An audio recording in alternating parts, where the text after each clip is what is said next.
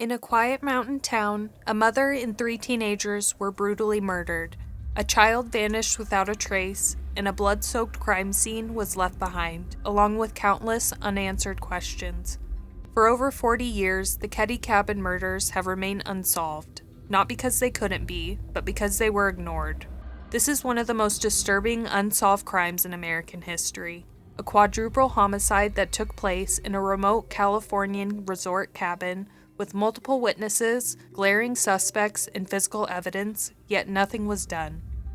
Today, we're diving deep into the Keddie Cabin Murders, but we're not just asking what happened that night, we're asking why did law enforcement let it happen again and again by doing nothing at all. Nestled in Plumas County in Northern California, Keddie was once a modest vacation getaway, a railroad town with scenic forest views and aging cabins. By the 1980s, the resort was in decline. Low-income families moved into the cabins year-round, turning it into something closer to a slum than a summer retreat. One of those families was the Sharps. Glenna Sue Sharp had recently escaped an abusive marriage and moved her 5 children from Connecticut to California in search of a better life. They settled in Cabin 28. Sue was raising her children alone on a small Navy stipend. They were quiet, hardworking, and kept mostly to themselves. No one could have predicted what would happen in April of 1981. On the night of April 11th, Sue Sharp was at home in Cabin 28. Her youngest sons, Rick and Greg, had a sleepover guest, 12-year-old Justin Smart. Sue's daughter Tina was watching TV. Her son John and his friend Dana were out in town. Sometime after 10 p.m., horror descended on Cabin 28. The next morning, 14-year-old Sheila Sharp returned home from a sleepover to find a scene out of a nightmare. Sue Sharp was lying in the living room, bound with duct tape and an electrical cord, her throat slashed and her body beaten. Her son John and his friend Dana were next to her. Both had been bludgeoned to death with a hammer. Dana's head was crushed and he had been manually strangled. Terrifyingly, 12-year-old Tina was gone. Her remains would not be found for 3 years. Miraculously, the 3 youngest boys were still asleep in the next room.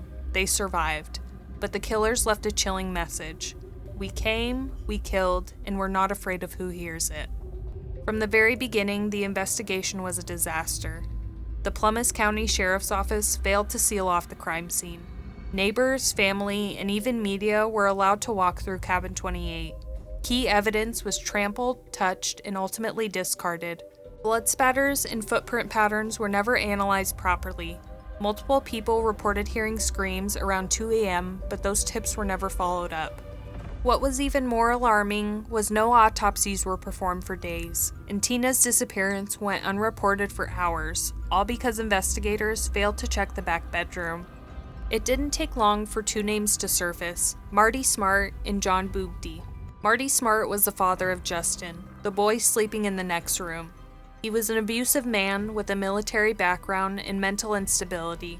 He had allegedly been angry with Sue Sharp for encouraging his wife Marilyn to leave him.